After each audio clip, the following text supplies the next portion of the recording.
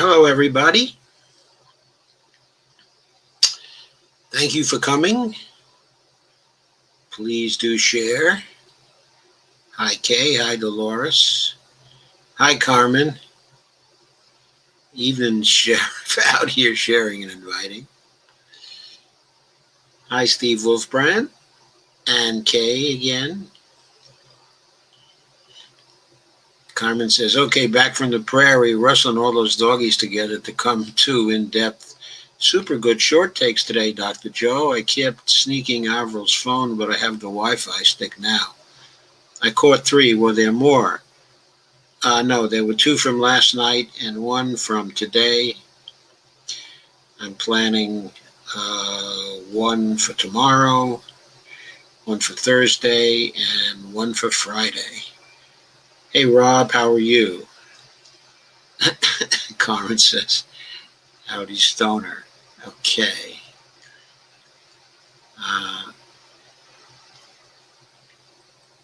Okay, so when I planned tonight's show and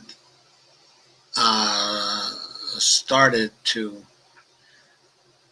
send some messages to Sam Hollenbeck, who's helping me with the graphics. Okay, I had a whole bunch of things to talk about. And of course, they were on the subject of the Republicans prioritizing the Barrett confirmation over the coronavirus relief bill. So that was the topic. And I had a lot of stuff on that, which I still do. And then about 7 or so, and it was probably before then because I was having dinner and I wasn't in touch with what was going on, I suddenly find out that Trump has tweeted the end of the negotiations between Nancy Pelosi and his people concerning the bill, and he's asserted there's not going to be a relief bill until after he wins, that the relief bill is dead, and they're just going to concentrate on what they can accomplish now. And so we will cover that.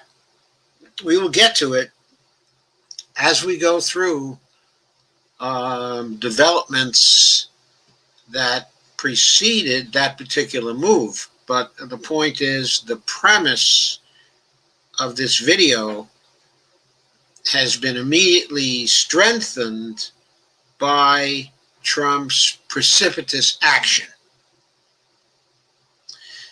So we'll get into details of that at a later time. But now I want to start off tonight's discussion with an article from Common Dreams, and I'm going to share that with you.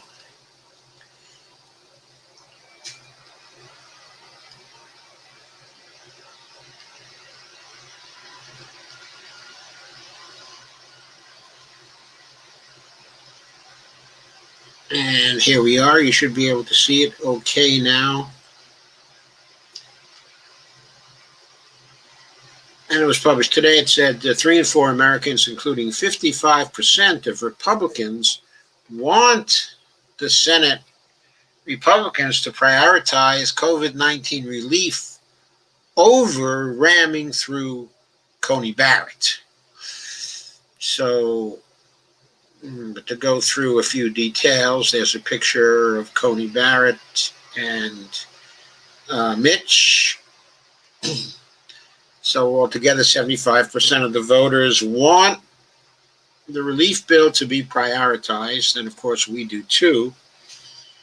Of the 928 registered voters who responded to the online Hill-Harris-X survey between September 30th and October 1st, so just a few days back, prior to the news of a White House outbreak in which Trump itself contracted the coronavirus, 74% said the Senate should pass a new economic relief bill Well, only 26% said the lawmakers should take on the Supreme Court confirmation process. So this one was written by Kenny Stansel, a staff writer at Common Dreams, a reasonably recent one at Common Dreams.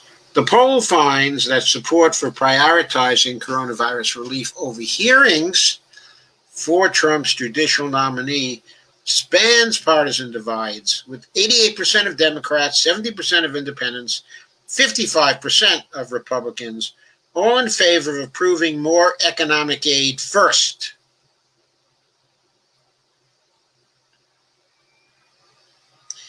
And Kyle Herrig, president of watchdog group called Accountable.us, said, quote, Trump Senate allies doing everything they can to ensure Trump's pick for the high court moves swiftly through the approvals process. Quote, where has this urgency been as Americans have languished for weeks without new coronavirus relief?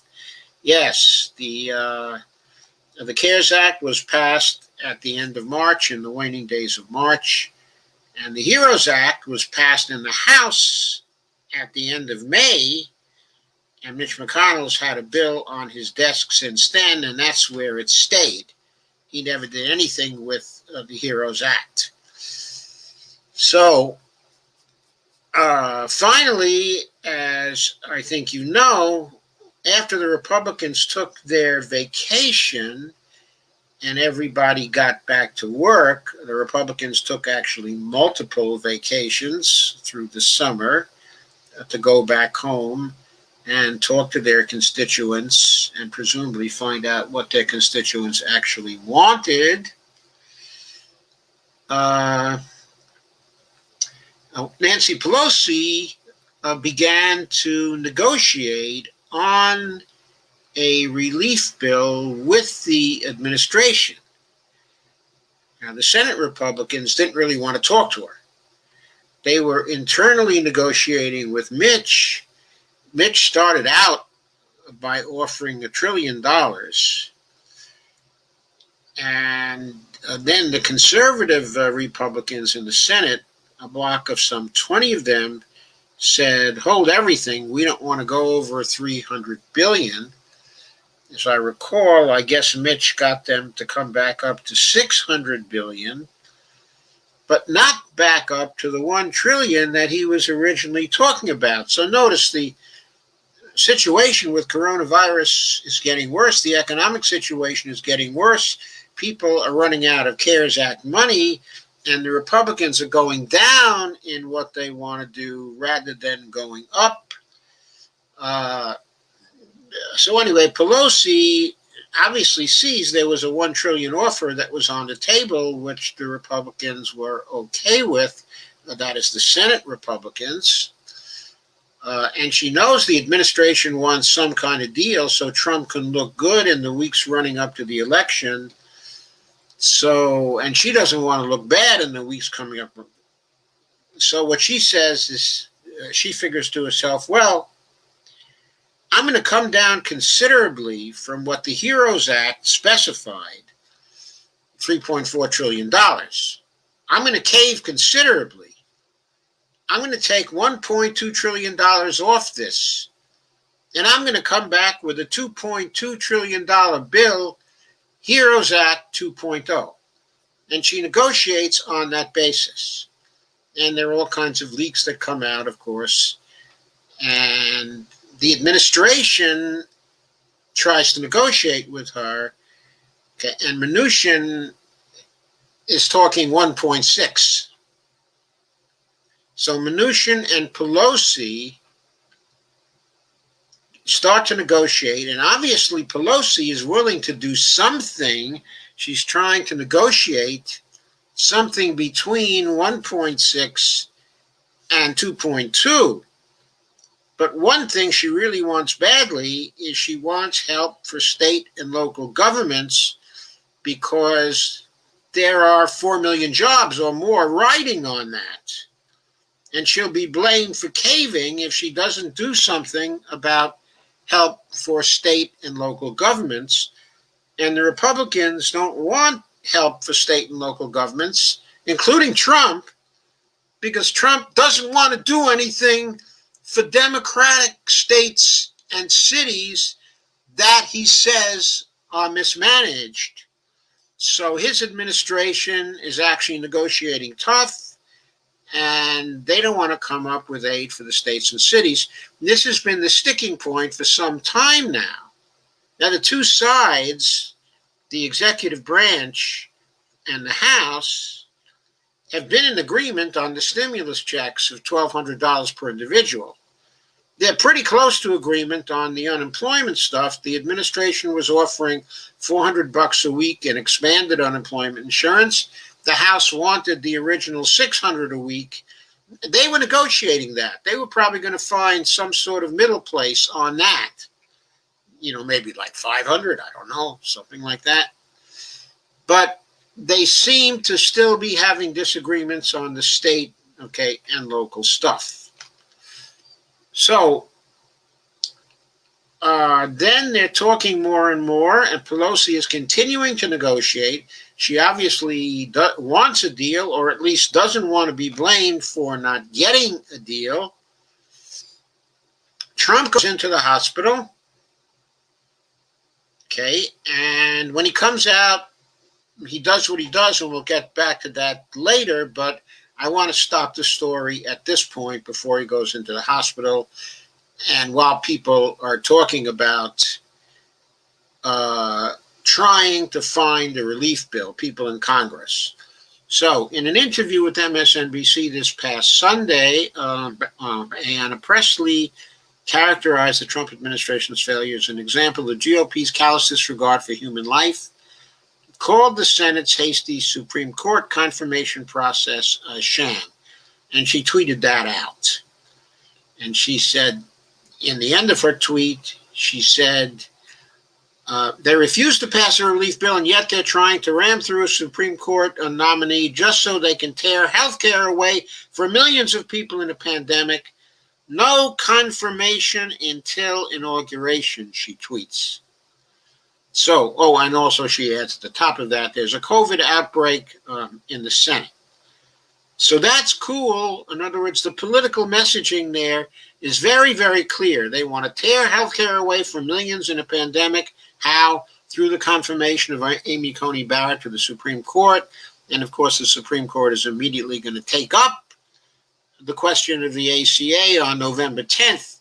So if ACB was confirmed, she'd be sitting on the court by the 10th, ready to take away ACA protections from people in a pandemic. And they're prioritizing this over passing a relief bill for people, a real relief bill for people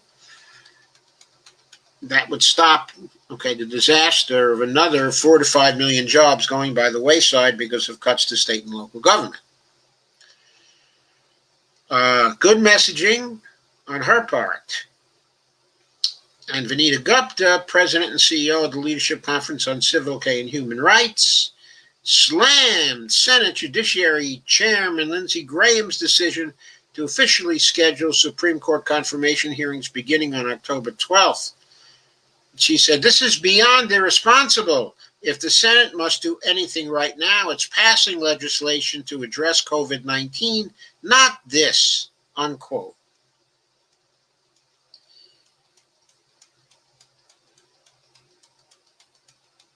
And so,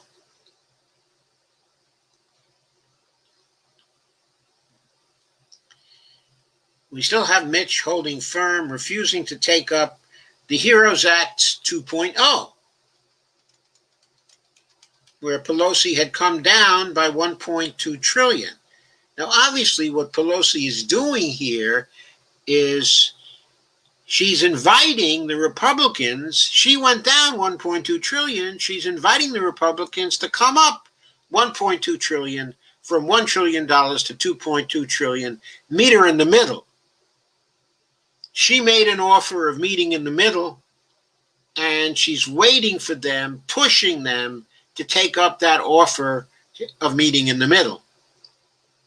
I'm sure that's a negotiating tactic we're all familiar with. Okay.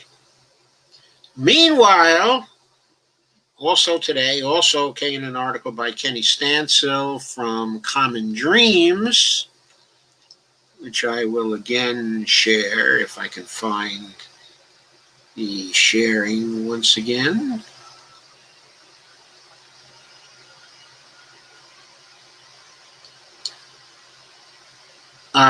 Kenny Stansel discusses a statement by Jerome Powell, the Fed chair, bolstering progressive demand. Fed chair says more stimulus, crucial to avoid even more, quote, unnecessary hardship. And Trump's Fed chair, at least the person he appointed, I don't think he's that happy with Jerome Powell, but he appointed him. He says, bolstering progressive demands for policymakers, says Kenny Stansel, to provide greater stimulus to avoid worsening the already catastrophic economic effects of the pandemic.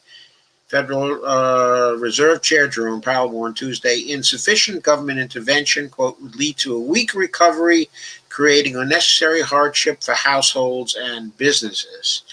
And he delivered this speech where he said this at the annual meeting of the National Association for Business Economics. And he said that public support and financial aid has helped soften some of the negative impacts of the coronavirus on households and businesses, with the infusion of funds preventing, quote, a downward spiral in which layoffs lead to still lower demand and subsequent additional layoffs, unquote. He points out that while the unemployment rate has fallen from nearly 15% in April to just under 8% now, he explained that, quote, a broader measure that better captures current labor market conditions by adjusting for mistaken characterizations of job status and for the decline in labor force participation since February is running around 11%, signaling the need for further support. That's right now, before there's any more deterioration, before the loss of another 4 million jobs due to lack of aid to state and local government.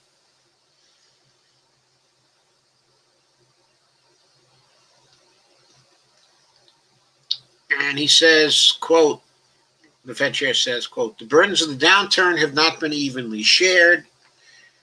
The initial job losses fell most heavily on lower wage workers and service industries facing the public, job categories in which minorities and women are overrepresented.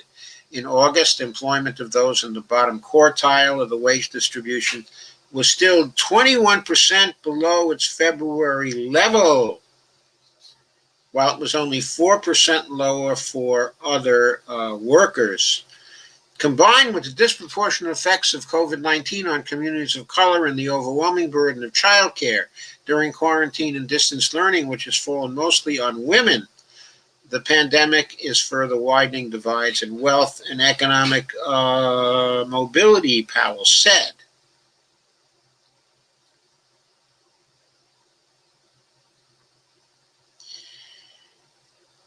He also explained that when the relief programs contained in the CARES Act were passed in March, the legislators were responding to, quote, a disaster hitting a healthy economy. But now the U.S. has severe weaknesses that makes it extremely vulnerable to a tragic intensification of inequalities. And he said the risks of policy intervention are still asymmetric, that too little federal support for a robust recovery is a genuine risk, where strong state intervention comes with few, if any, downsides. And quote from him, too little support would lead to a weak recovery, creating unnecessary hardship for households and businesses. Over time, household insolvencies and business bankruptcies would rise, harming the productive capacities of the economy and holding back wage growth. By contrast, the risks of overdoing it seem for now to be smaller. He continued, quote again, even if policy actions ultimately prove to be greater than needed, they will not go to waste. The recovery will be stronger and move faster if monetary policy and fiscal policy continue to work side by side to provide support to the economy until it is clearly out of the woods. And there are a number of people who are supporting this analysis.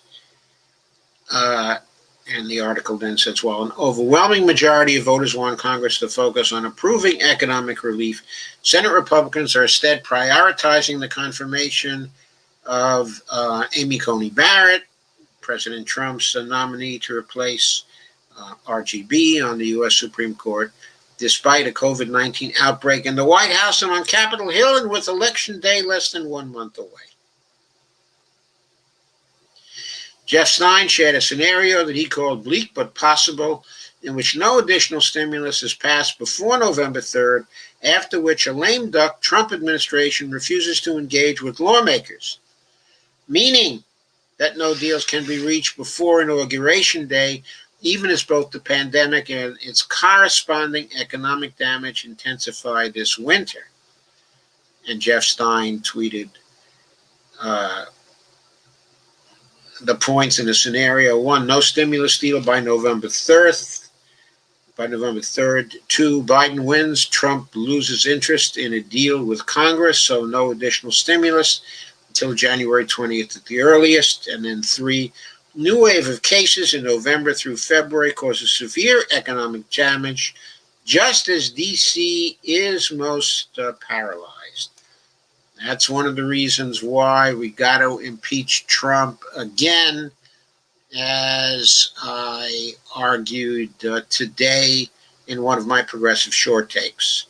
Anyway, completing this article, quote, if they don't get something done in the next few weeks, Stein said, quote, there's a fear it will be very hard to get relief passed just as things get bad in the winter, unquote. Those words were prophetic given what has happened today. They were prophetic.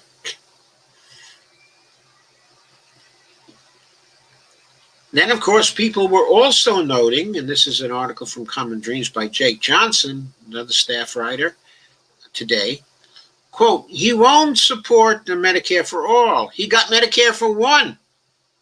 Trump touts disastrous healthcare system that he's trying to make even worse.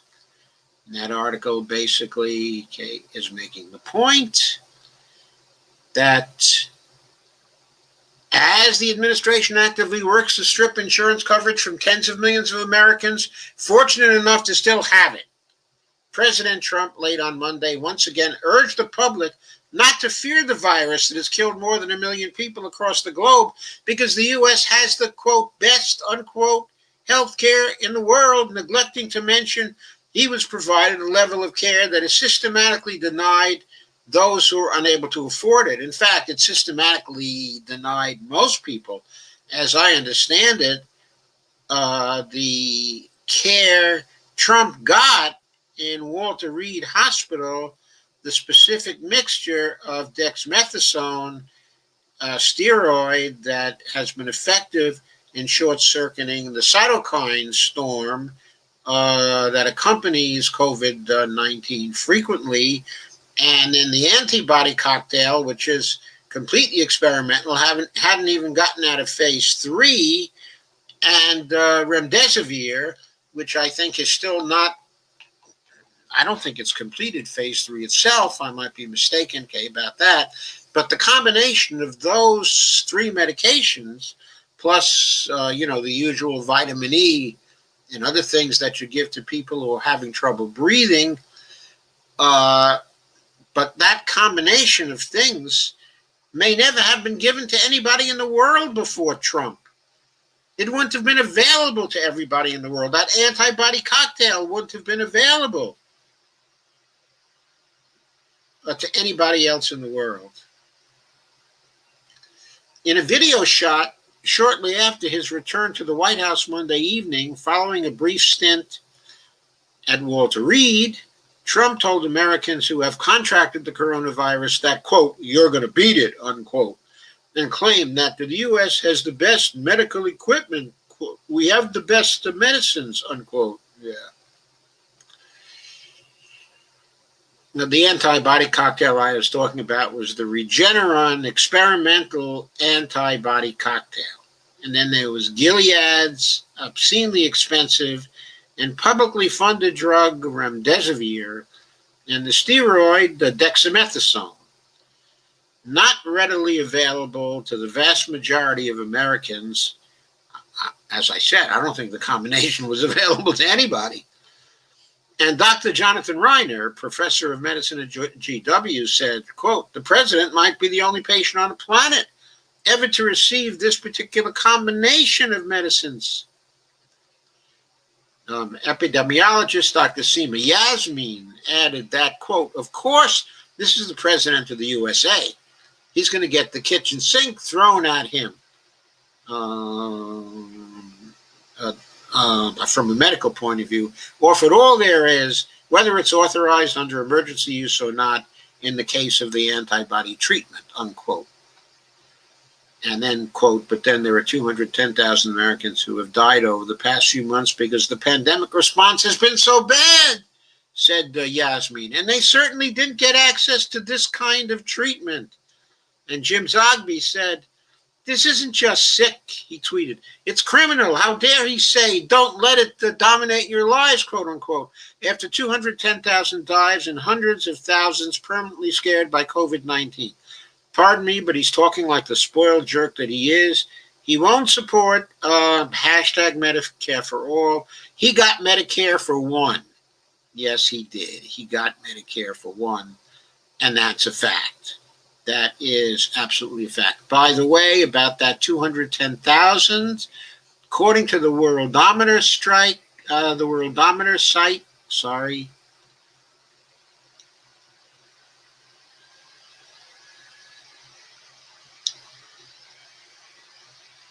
up to now, the United States has had 790 more deaths today. We are at 651 per million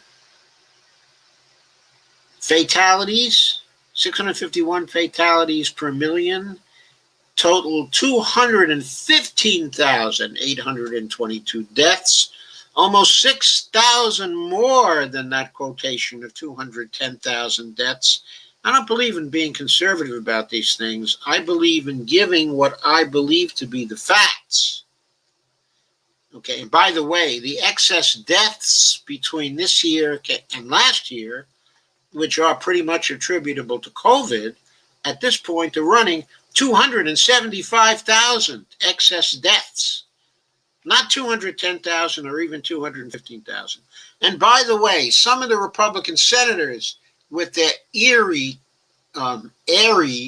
talking points are saying, oh, what we should have done is followed the Swedish model.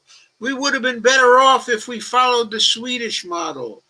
Well, I am here to tell you that, yes, we would have done better had we followed the Swedish model, but not much better with respect to fatalities. The Swedes have 582 fatalities per million. We have, as I said, something like 649. So instead of having 210,000 deaths, we would have had 180,000 deaths. Still number one in the world in terms of number of deaths. Still pretty horrible. Still pretty horrible. Pretty horrible. No, we shouldn't have followed the Swedish model. The model we should have followed is the Taiwanese model.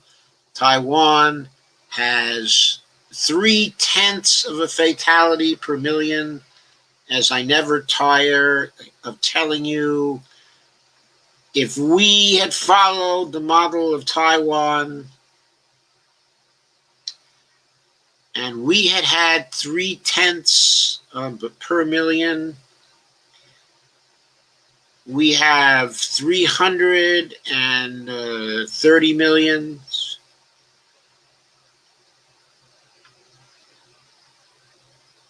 So how much is that? 99 deaths? We would have had 99 deaths.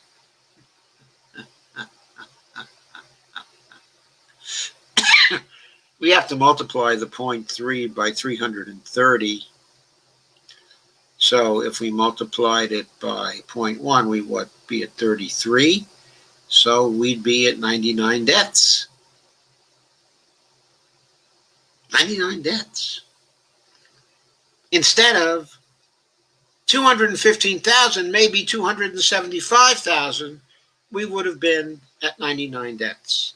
So the model we should have followed should have been a lot more like the Taiwan model than it was like the Swedish model.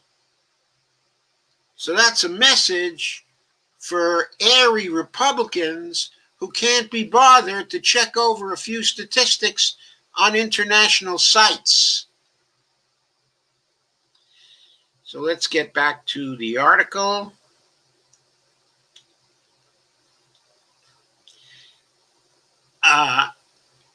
On Medicare, even though he keeps saying he's going to give us a great health care program, far from supporting an expansion of Medicare coverage to everyone in the U.S., Trump has repeatedly proposed slashing funding for the program and vowed to continue targeting it if reelected in November.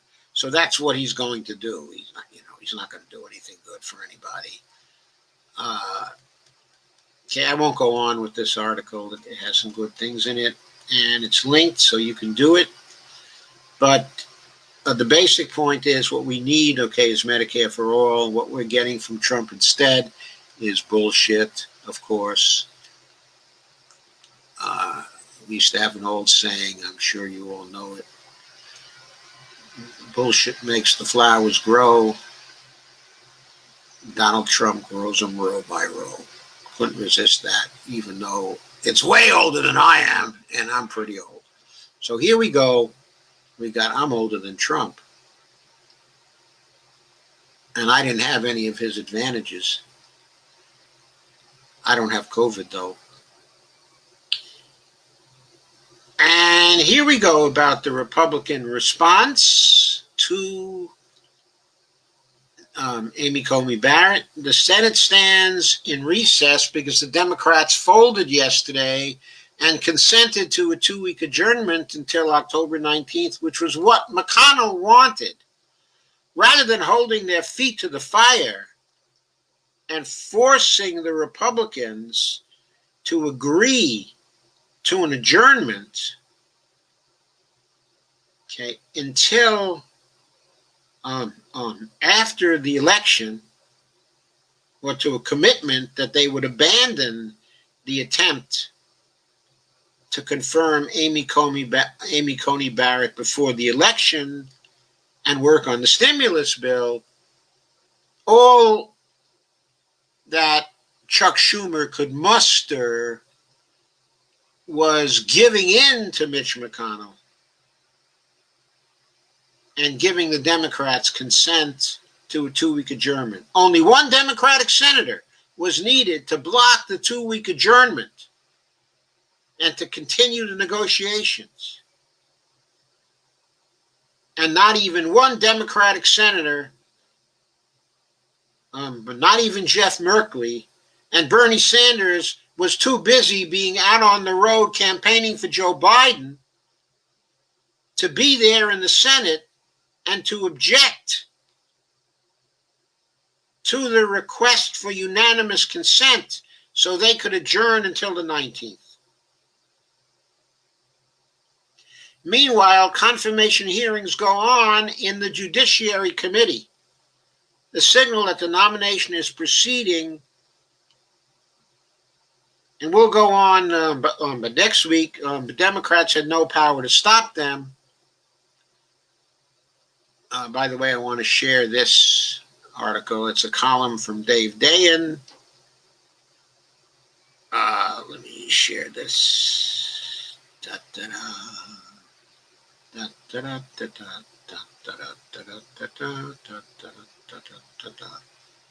Okay. So the Senate stands in recess. As I said, that's why it's in recess. I want to emphasize Democrats had no power to stop the Republicans from holding the hearings this week because the situation on the floor doesn't affect the ability for committees to hold hearings. But they did have the power to stop the Republicans from coming back in session if they adjourned on October 19th. They could have insisted on, you guys don't get back into session until after the election. Okay. They wouldn't do that. Okay. What they could have done is, since the Republicans are short of senators, since they're short 3 senators who are out with COVID, and since Murkowski and Collins supposedly were going to vote no on the nomination, they might have sat in the Senate to wait for the Republicans to make a mistake and give the Democrats control of the Senate floor one day over the next 2 weeks. That very likely would have happened. And then the Democrats could have pushed through a motion to adjourn until after the election.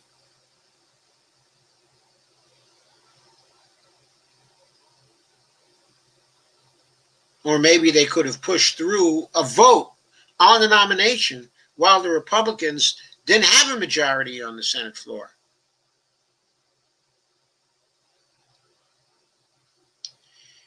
Anyway, Dave Dayen points out, under the current situation, Republicans don't even have enough votes to affirmatively report a Barrett nomination out of the committee, let alone on the Senate floor.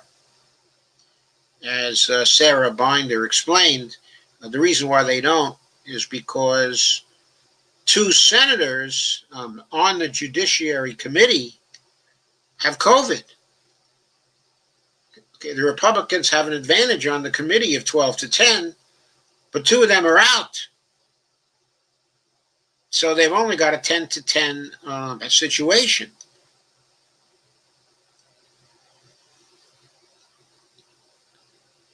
So Sarah Binder assumes that Lisa Murkowski and Susan Collins will keep to their word and vote no on the nomination rather than simply not voting. She also assumes she's dealing with normal people of normal consciences to not put the colleagues they've worked alongside for years at risk of death. In other words, she didn't plan on Ron Johnson, Wisconsin's 2-term senator, told a talk radio station in his home state, quote, "If we have to go in and vote, I've already told leadership I'll go in a moon suit. I would certainly try to find a way, making sure that everybody was safe. Where there's a will, there's a way," unquote. Dave Dayen asks, is this completely insane? Absolutely. Are you surprised by it? Then you don't know Ron Johnson. Prior to this, Republican officials were actively discussing putting COVID-stricken senators up in the Senate gallery, far from the floor, and having them shout "aye" when their name is called in the roll. That's what we're dealing with. If you have 51 Republicans willing to almost literally kill to get Barrett onto the court, then there isn't a whole lot anyone can do about it. But even in that case, there are options. Right now, Graham plans to report out the nomination on October 22nd, which is interesting and perhaps a mistake. My understanding is that Democrats have the ability to and will ask for a 1-week delay in the Judiciary Committee vote on Barrett. If Graham waits to report it out until midweek, then a 1-week delay takes us to October 29th. Giving Republicans a really brief window to get the nomination done before Election Day, in the middle of the havoc that the minority party can wield, or the havoc, the minority party can wield, are endless war powers and congressional review act by resolutions that take precedence over any confirmation vote. Senator McConnell might be able to parry those if they have to last a week, but for 2 days, maybe not. The thing is that Graham needs all of his colleagues in person to vote on the nomination to get it out of committee, including Senators Tom Tillis and Mike Lee of Utah. they may need until October 22nd. Maybe not everyone in the caucus is like Ron Johnson and is going to show up in a moon suit. And Dave points out Democrats need to strategize. They don't need to tell me or anyone else about it right now because the element of surprise will be critical. But after October 19th, that goes away, and they must show their cards. The clock is ticking.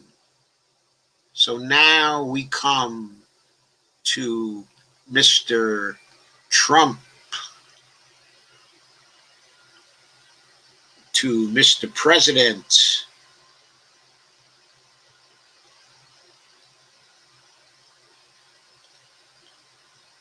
Who puts his thumb on the scale with a stimulus update.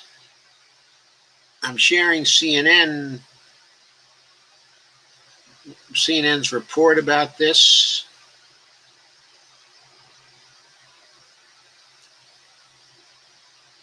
This piece was done by Phil Mattingly, Manu Raju, Claire Foran, and Lauren Fox.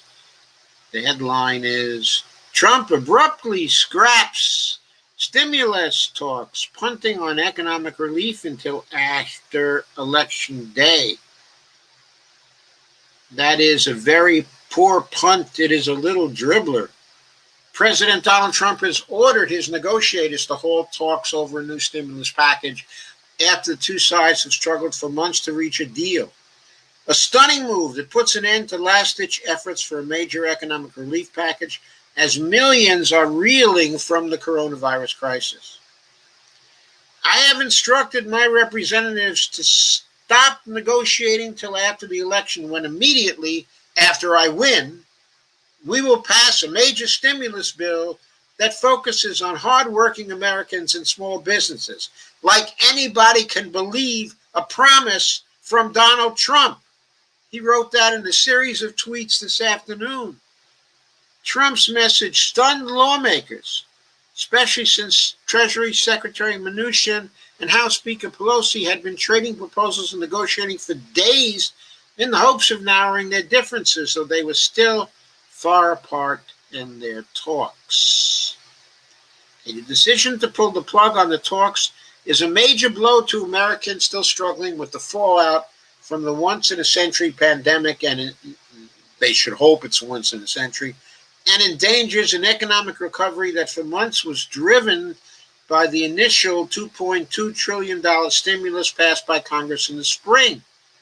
With that money largely spent and gone, economists, including Federal Reserve Chairman Jerome Powell in a renewed plea for action Tuesday, have warned more support is imperative in the months ahead. The timing of Trump's sudden move perplexed even Republicans, since there was little downside politically to allowing the talks to continue to play out now. Now they fear that Trump's decision will make it easier for Democrats to put the blame squarely on the White House for the collapse of the talks, squarely on the White House for the collapse of the talks, as many voters are eager for more relief from Washington.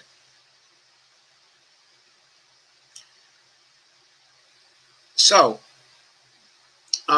just on the point of that there's little downside politically, after Trump basically torpedoed the talks, Beau, the fifth column, came out with a short piece, and he opined that, well, maybe there's something wrong now with Trump's mental state, because even though he disagrees with many, many things that Trump has done, with most of the things that he's done, and he's doubted the policy chops, of Donald Trump, he has never doubted the ability of Donald Trump to calculate what is politically in his short-term interest. And here Trump seems to be doing something that is totally at variance with any reasonable calculation of what his short-term interest is, which is to get a relief bill passed that he could partly shared the credit for in order to do something to reduce the gap between he and Biden that is widening as we speak. So both said it's very common for people getting the kind of treatment that Trump had gotten not to be operating at full capacity thereafter. And Trump is just back, and maybe the treatments have affected him. Well, earlier today, some doctors made clear that one of the side effects of the corticosteroid dexamethasone that was part of the treatment, of Donald Trump is that it has impacts on the mental state of people and their ability to think as they normally think. This is not a permanent effect. It seems to be a short-term effect. But after all, Trump got out of the hospital just recently. He's only been out of the hospital, for a day or something like that. He could well be feeling the after effects of dexamethasone. Anyway, the article goes on and said Trump weighed in shortly after a private conference call with Senate Majority Leader Mitch McConnell, House GOP Leader Kevin McCarthy, and Mnuchin, who was scheduled to speak later Tuesday with Nancy Pelosi, which of course was a meeting that never took place. The president's tweet may have come as a surprise to some top Republicans as well as Democrats. On Trump's call with the GOP leaders, the president signaled he wanted a deal. He didn't say he was going to pull the plug on the talks, according to a source that was familiar with the call. The Republicans were critical of Pelosi, arguing she was moving the goalposts, and noted there were plenty of obstacles to get a deal, but the expectation after that call was that talks would continue. McConnell indicated Tuesday afternoon, however, that he backs Trump's move to end stimulus talks. Quote, "I do," unquote, said McConnell to CNN when asked if he supports the decision of the president. Quote, "I think his view is that they were not going to produce a result, and we need to concentrate on what's achievable," McConnell said of Trump's move. So I think this is what happened. I think that Trump talked to his people, got the negatives that Nancy Pelosi was moving the goalposts on a deal, got frustrated, got angry, called McConnell.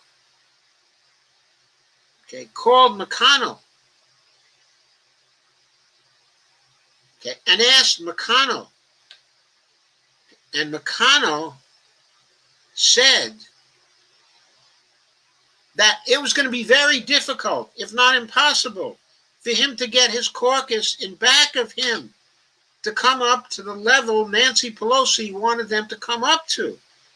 And that it was very unlikely to happen. And that Trump would have to split his caucus, which might then have effects. It might then have impacts on whether Amy Coney Barrett could be confirmed or not.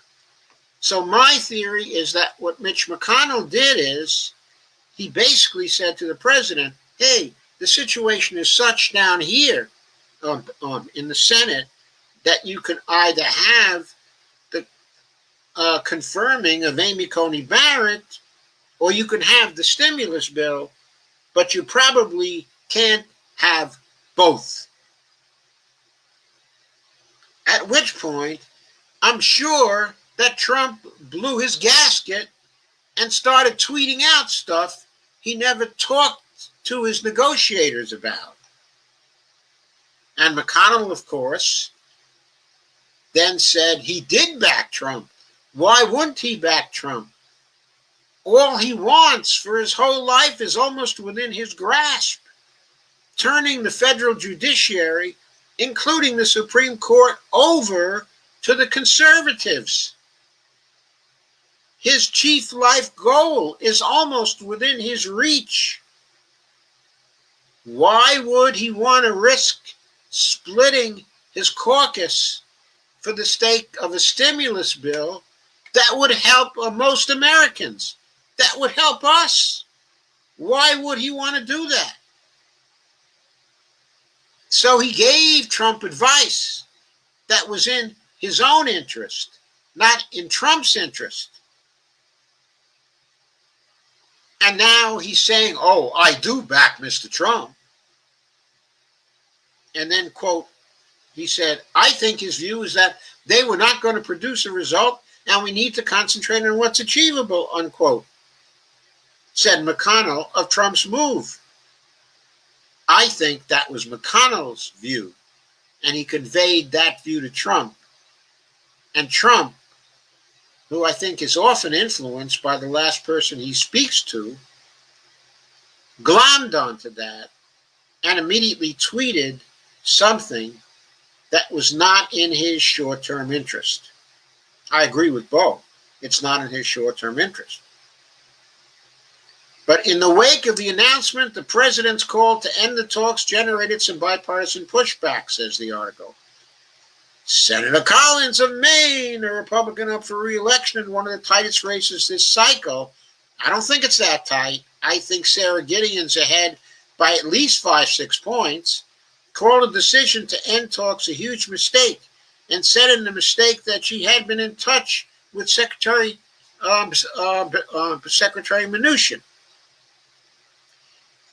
Yeah, Susan Collins would say that because the confirming of Amy Coney Barrett puts a nail in her coffin, the final nail in her coffin.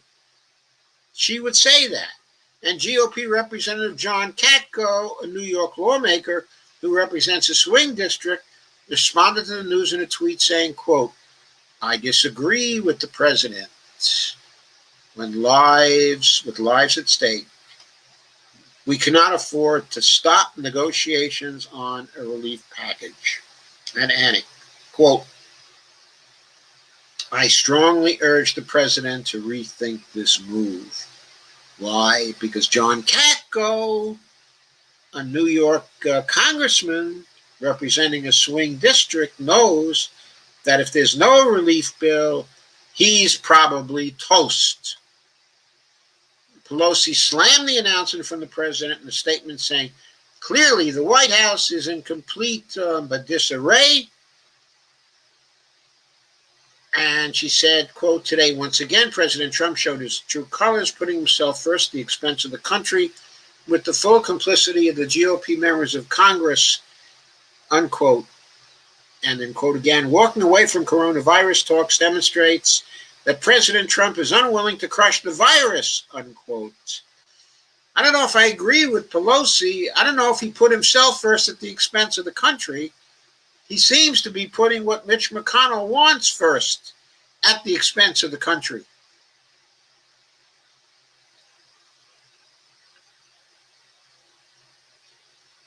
But anyway, Pelosi and Mnuchin spoke over the phone at 3:30 p.m. ET, according to Drew Hamill, Pelosi's deputy chief of staff, who tweeted that the secretary confirmed that the president has walked away from the COVID talks. The speaker expressed her disappointment in the president's decision to abandon the economic and health needs of the American people. Now, of course, the president is tweeting, it's all Pelosi's fault. She was moving the goalposts. She was not trying to negotiate in good faith. What should be Pelosi's answer to that? It's easy.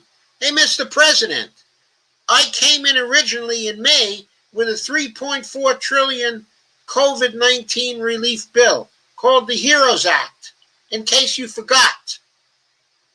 More recently, when negotiations started again, after the Senate Republicans went on vacation for months and months and did absolutely nothing, I came back in the interest of negotiation with a modified bill. I came down by $1.2 trillion, hoping to meet you in the middle.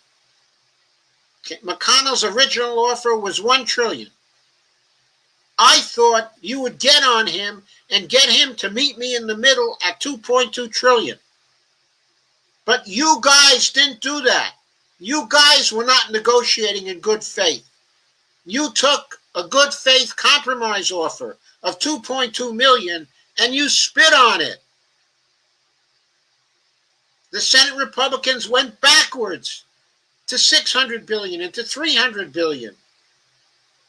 And you then came up to $1.6 trillion. None of you would meet me in the middle. It's your fault that these negotiations failed. You're the ones who failed to negotiate in good faith. And now you're telling people you're going to give them a good bill, a good coronavirus relief bill when you win? Who believes that? You've told 50,000 lies during your presidency. Who can believe that? Who can believe you after you win? After you win, you'll give nothing.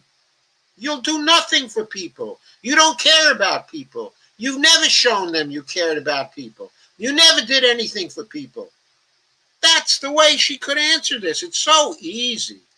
It's so easy.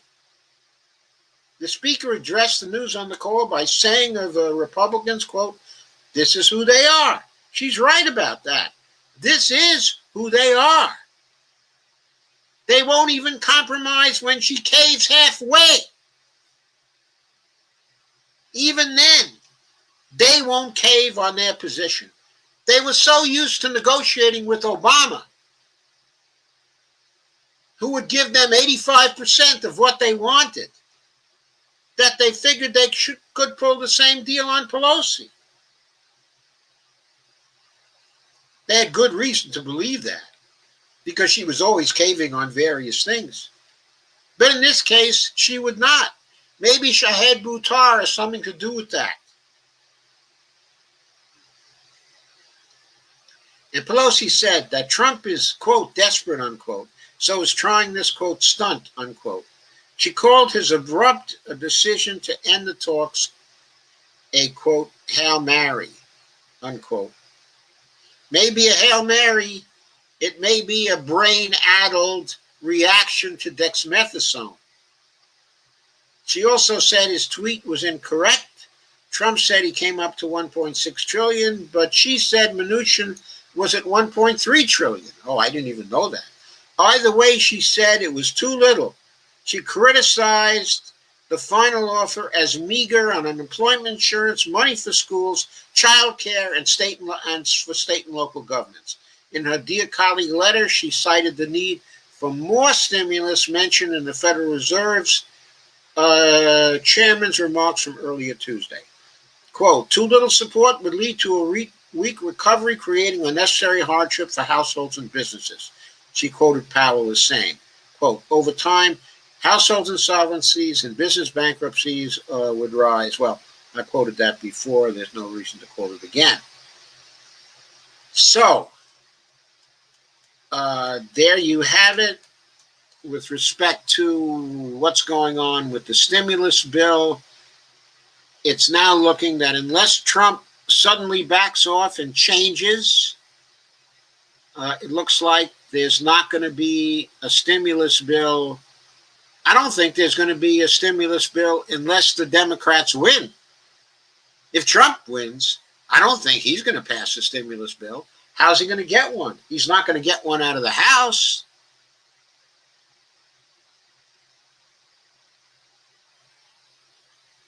But of course, he's unlikely to win. And if he doesn't win, he's certainly not going to be in favor of doing a stimulus bill. The Republican Senate is not going to be in favor of doing a stimulus bill then. I mean, they're just going to let it ride. They got their confirmation to the Supreme Court. That's what they wanted. That's the way they'll deal with the situation. They hope. But they might not even get that. Why not? Because the way they're acting now, there's a very good possibility that that Raphael Warnock might win in Georgia, and a very good possibility that Mark Kelly might win in Arizona. Both of those senators are in special elections, or those would-be senators, I should say, are in special elections. If they are elected, they get seated immediately. They'd be there at the beginning of November, to vote on Amy Coney Barrett. That would, by the way,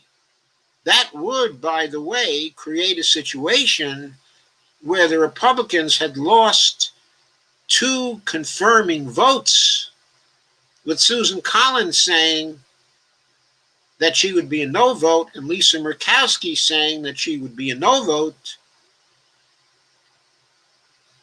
That means that the Democrats would have 51 votes to the Republicans' 49 votes.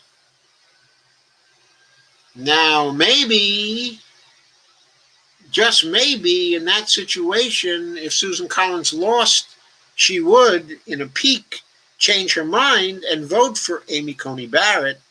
But I don't think Lisa Murkowski would, because Lisa Murkowski didn't have the pressure of an election now. She has an election coming up later. So she doesn't want to risk her seat for Amy Coney Barrett. But there would be 50-50. It would be a 50-50 split then. And you think, well, Mike Pence could break the tie and vote for the confirmation of Amy Coney Barrett. Not necessarily. The reason why is that if it's 50-50, then the Democrats would be in a position to create a quorum call before any vote for Amy Coney Barrett. And a quorum in the Senate is 51 votes.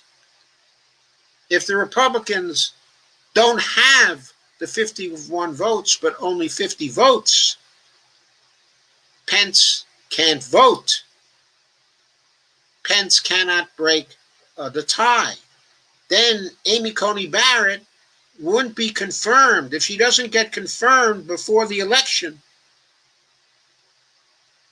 she might not get confirmed after the election, because the Democrats would be able to deny her a vote by denying a quorum. So that's the political situation.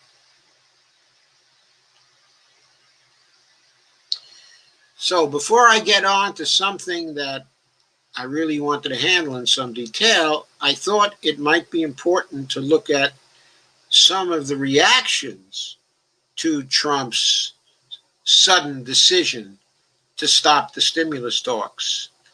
Common Dreams logs an article, quote, "What an anti-everybody agenda looks like. AOC excoriates Trump for walking away from COVID-19 relief talks." So he's got an immediate excoriation from the Bronx bomber, AOC. And then, successful GOP repeal of the Affordable Care Act would strip health coverage from millions and give the top 0.1% a massive tax cut during a pandemic. And then Trump care equals death. There's a graphic here indicating Trump care equals death. I should probably share this page for you, because this Common Dreams page is kind of a doozy. So the headline article's kind of a doozy, so I'm going to share that. Then I'm going to go over something interesting with respect to the Senate, because really Trump has really misplayed this, in my view, from a political point of view. So I wanted to show you the headline with AOC, and then the graphic there with Trump with a red velvet mask that looks like a red velvet mask. Is that really red and gold? Guarantee, abstain, hold on. I don't think that's Trump. I think that's a wax figure for Madame Tussauds in Canada, in Niagara Falls. Anyway, Kenny Stansel has an article, "Successful GOP repeal of AEC would strip health coverage from millions and give top 0.1% a massive tax cut during a pandemic." And there's that graphic, Trump care equals death. Yeah. Trump care does equal death.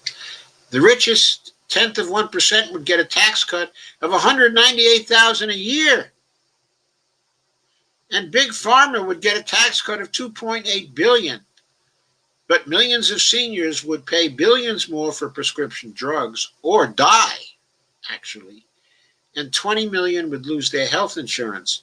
But the preconditions would go away too. The prohibition of denying people insurance based on preconditions would go away too. And there are 130 million people who are vulnerable in that instance. 150 million people could lose their health insurance. And then another reaction, vowing to, quote, crush Trump in a must-watch ad. Climate campaigners mobilize for election nationwide. Once he's out and we're still in the streets, our movement can set the tone, say the climate campaigners. I'm not going to go through that article. And then there's yet another article, quote, the first time, but it won't be the last, unquote. Climate activists warn California's first gigafire is the shape of things to come. That's about the August complex fire, which has now burned more than 1 million acres in California. So those are just some of the late headlines in the context of what Trump just did. And that means nothing but more trouble for the Donald as time goes on.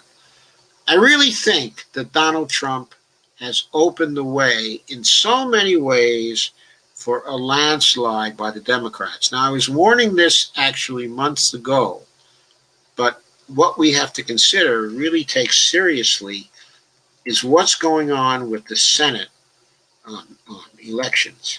Let's start off with a loss. In the case of Alabama, Doug Jones is going to lose to Tommy Tuberville. That seemed to be baked in already. Doug Jones is about 25 points behind in the polling in that state. That's not a surprise. That gives the Republicans one seat.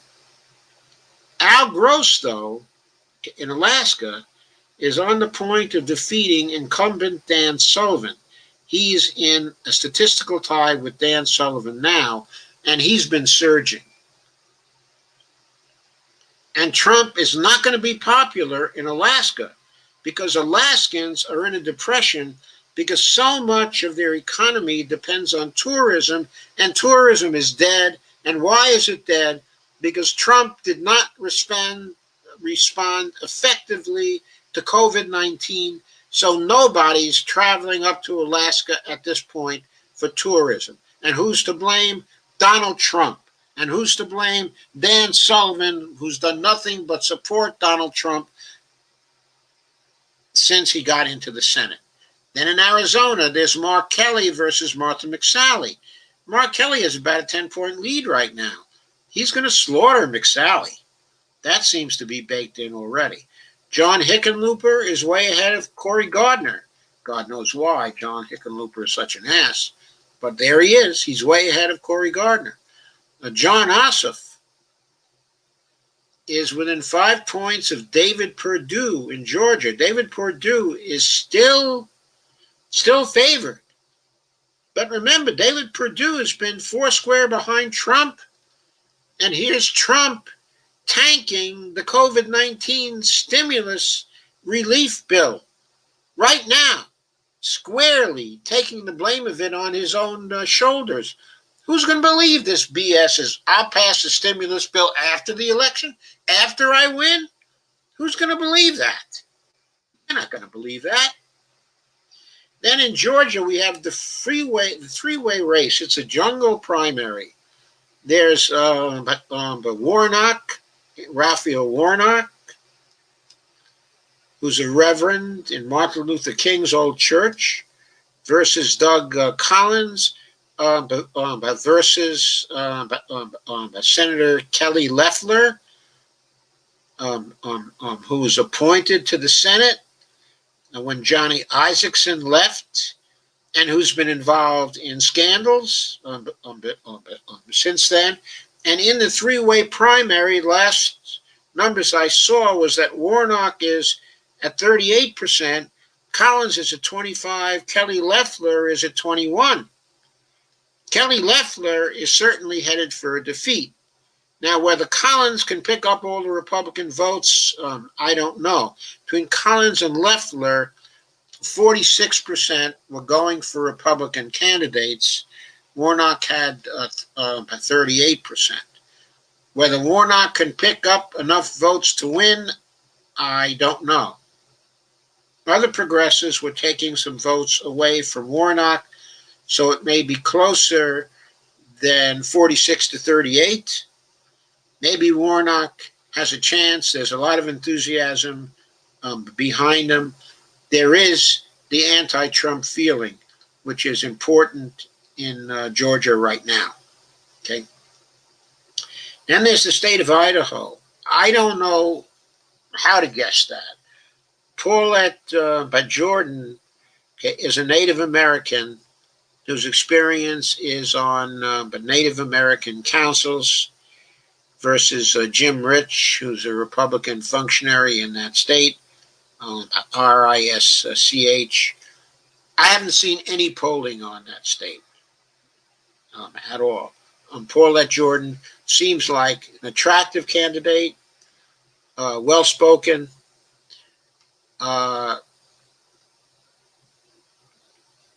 She's supported by the establishment, of course, the identity politics thing.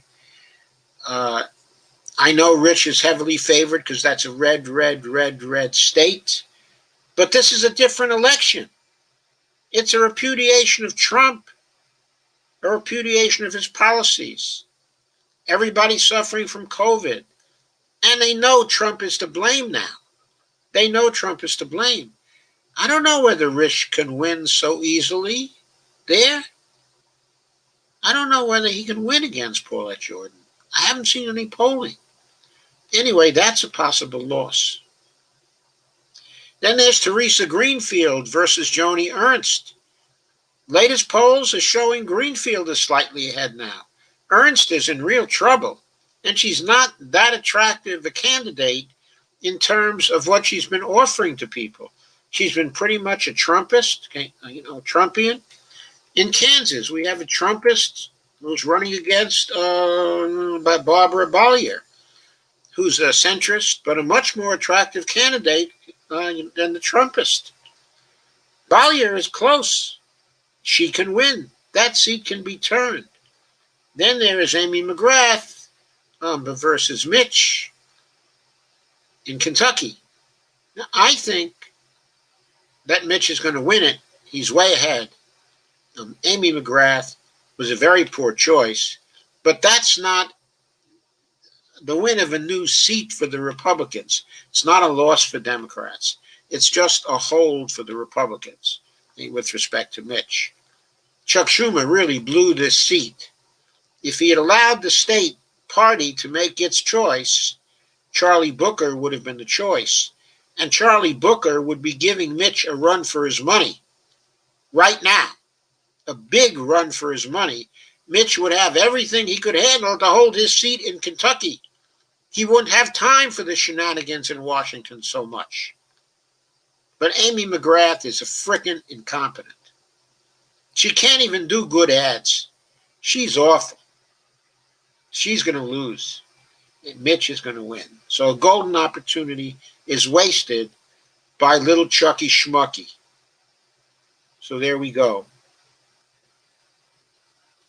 So in Maine, Sarah Gideon has a number of points on Susan Collins. I wouldn't be surprised to see this rise to a 10-point defeat for Susan Collins. I wouldn't be surprised at all. Even in Mississippi, Mike Espy is within 5 points of Cindy Hyde-Smith. With no relief in sight, with Trump sick. Trump is not coming roaring back now for the rest of this month. He's going to be convalescing from COVID. If he doesn't convalesce, he's going to die. Okay, North Carolina, he's very likely, even at his age, if he survives, he's very likely to have comorbidities from COVID for some time to come and be at much less than full strength. In North Carolina, Cal Cunningham versus Tom Tillis. Cunningham has had a recent scandal, in North Carolina. He's been sexting somebody. Polls have appeared since the sexting scandal. And Cunningham seems like a fast and loose guy with affairs and things like that. But nobody in North Carolina seems to care about that. But the polls are still showing Cal Cunningham holding a 6 to 7 point lead, which is what he had before. In South Carolina, it's Jamie Harrison in a dead heat now with Lindsey Graham. And Harrison looks really good on the stump and really good in the debates against Lindsey Graham. And Lindsey Graham is the guy pushing for the confirmation of Amy Coney Barrett. I almost said Amy COVID Barrett. Amy Coney Barrett. I mean, maybe she's really Typhoid Mary in disguise. I don't know, but the basic point is Jamie Harrison's got a real good shot. And Lindsey Graham is not getting any points by pushing the confirming of Amy Coney Barrett before the election. I mean, Mitch McConnell couldn't confirm Amy Coney Barrett without the full cooperation of Lindsey Graham. But her confirmation just before the election is going to hurt Lindsey Graham in South Carolina, along with the fact that they're prioritizing that confirmation above a stimulus relief bill. That contest is Jamie Harrison's going away. I'm sorry. It's his going away. Cal Cunningham versus Tom Tillis. I mean, Tillis might as well go to the moon in his moon suit. I mean, he's not coming back to the Senate. Then we have the Tennessee race. Of course, Bill Hagerty is very heavily favored. He's a former congressman who's running in a red state, but he was never a senator. He was never from that whole state, including the more lefty areas in that state, of which there are at least a few. Of course, lefty in Tennessee.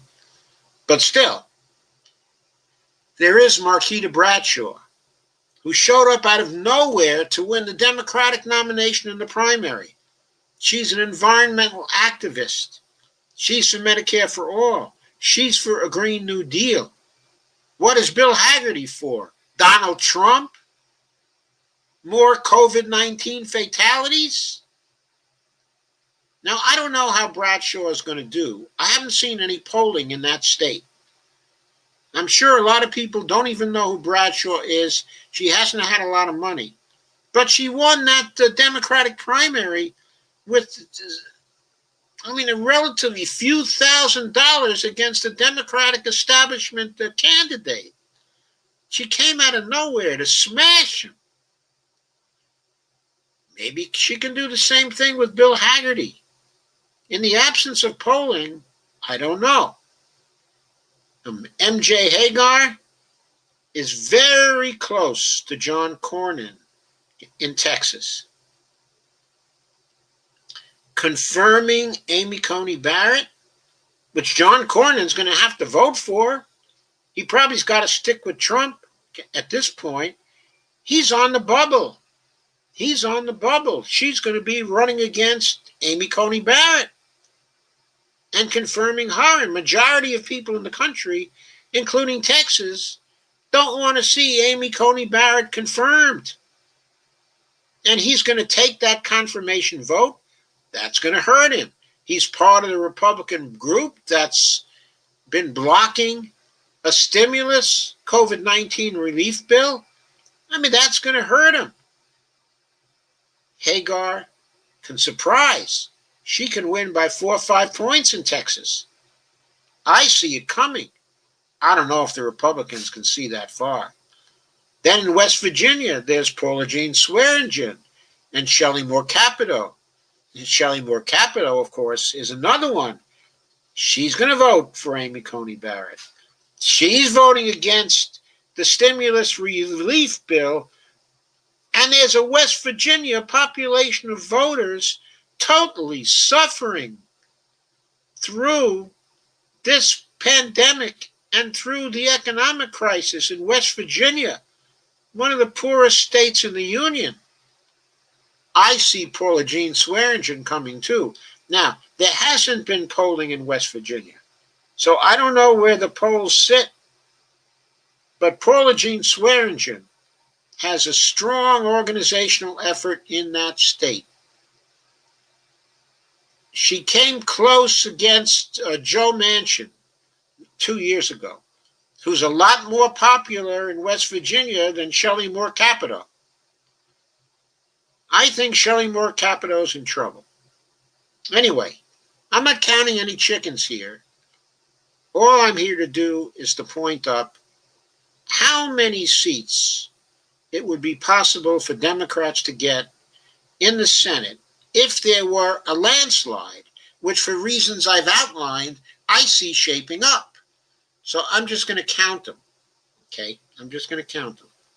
1, 2, 3, 4, 5, 6, 7, 8, 9. I'm sorry, that's 8. I'm now at the Kentucky seat. That's not a turn. So then there's 9 as we come to Kansas. Iowa's 10. Idaho's 11. The special in Georgia is 12. The regular in Georgia is 13. Hickenlooper in Colorado is 14. The Kelly is 15 in Arizona. Gross is 16, in Alaska. And then there's one loss in Alabama on the part of Doug Jones. So, there's 16, and then there's a loss. That's a net gain of 15. Democrats have 47 seats now. Okay. In the case where the Democrats run the table, which is possible right now, given the flow of the election and the disasters Trump has suffered with now less than a month to go, and the policy picture running terribly against Donald Trump, and the COVID picture running terribly against Donald Trump. Oh, I want to mention the final part of the COVID picture. If one looks at the RT Live site for the reproduction rate of the COVID at this point, where we've started the second wave right now, we have 1, 2, 3, 4, 5, 6, 7, 8, 9, 10, 11, 12, 13 states out of 50 states plus the district, of Columbia, 51, 38 out of 51 of our jurisdictions, are running at 1.00 or more for COVID-19. Scores of over 1 mean COVID-19 cases are increasing.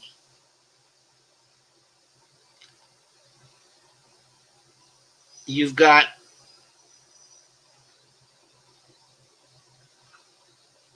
one, two, three states right at 1. So the new COVID-19 cases are not increasing. It's steady. You keep getting more cases, but the rate at which you're getting more cases is not increasing. So there are 13 where the rate at which you're getting more cases is decreasing. And there are 38 jurisdictions, including New York, where it is increasing. That's a bad projection for the United States itself. It looks like things are going out of control once again. It looks like this month as we get into colder weather, we're going to have more increases in COVID. As I said before, we're already at 215,000. By the end of the month, we could easily be at 245 to 250,000 by election day.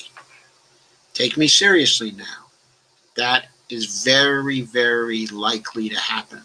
So people are going to be seeing these fatalities as we move along. So that's the background. That's the context. Plus evictions. Plus more people not being able to eat 3 full meals per day.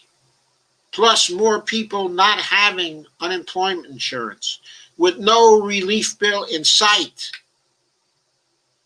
What are people going to do? They're going to do everything they possibly can to throw this guy out on his butt.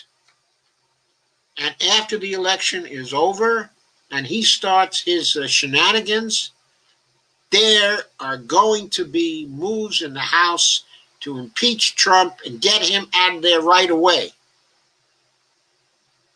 So somebody more reasonable is the president from now until January 20th. I think that's what is going to happen. And I think a sweep by the Democrats of the Senate is quite possible. They might end up with 60 to 62 votes in the Senate in an unprecedented sweep. It'll be like nothing before in our history. That's a possibility. I'm not telling you that that's what's going to happen, but that's what could happen, and I think the Republicans don't even see it coming. I don't even think they see it coming. If they saw it coming, I don't think they would have been so intransigent about a relief bill. I mean, what they've done is just stupid. Going off on vacation for most of the summer, not actually negotiating anything, leaving people out there to get into a situation where they won't even be able to pay for health care without any measurable progress in containing COVID. I mean, this is political malpractice.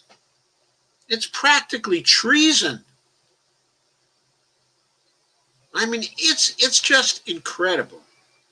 I'm sorry, I don't use that word too lightly. I'm very legalistic about the definition, of treason. So I wouldn't be charging anybody with treason. Let's just say it's treasonous.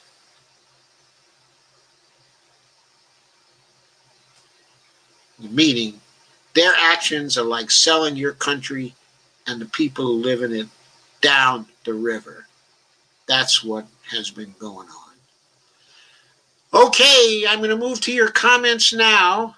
I hope you enjoyed this, or no, I shouldn't say enjoy it. I don't think enjoy it is the right word, but I hope that you resonated with it. Let me say that. Okay, so here you are. I know I was competing with the vice presidential debate. I didn't really care. Carmen says, no, he's just a heartless psychopath bastard. Janet Mays says, Trump is furious after the polls today. Hi, Janet. I don't recall seeing you before, so welcome to you. Trump is furious after the polls today. He doesn't care about the people. He wants to destroy the country now because he will go to jail if he doesn't win. That can be. Could well be, Janet. You could be right on the money. Carmen says precisely. Janet May says he needs the Supreme Court to lean in his favor in the future. He does. That's right. He does. That may be a strong motivation for him. Steve Wolfbrand says, I doubt it. They never prosecute former presidents. The unwritten law, they stick together. Unwritten laws, sooner or later, are subject to getting broken. For example, it was an unwritten law that you do not deny the nominee of a president a hearing in the Senate. They did that with Merrick Garland for almost a year. That was an unwritten law. They broke it. Okay? Unwritten laws tend to get broken. Even written laws are often honored in the breach. Like I just had a progressive short take today concerning how the Federal Reserve is violating the dual mandate. With respect to the municipal loan facility, they're putting a private interest, private profit, uh, they're putting that ahead of their mandate to see to it as much as they can that we've got full employment in the United States. Janet May says, very true, but this president already has several cases against him just from New York. New York's not going to drop them. Yeah, Letitia James is not going to drop them. She's going to go get Trump's butt. Kay says, I heard Biden say he would not pardon Rump if he sticks to that. Biden cannot pardon Trump for crimes committed in New York. Janet May says, if he sticks to what? Not pardoning Rump. Janet May says he doesn't want to help Democratic states, even though there's Republicans that live in them. That man is missing a link. He's missing more than one. Evelina says, help for state and local governments, only way to go, in my humble opinion. Kay says, hi, Evelina Apont. Carmen says, didn't Nancy learn anything from Shaka Zulu? Quote, never leave an enemy behind. Unquote. She lets them get away every time, said Carmen. Carmen said, he's a knuckle dragger. Janet May says, so Biden said he would not pardon Trump?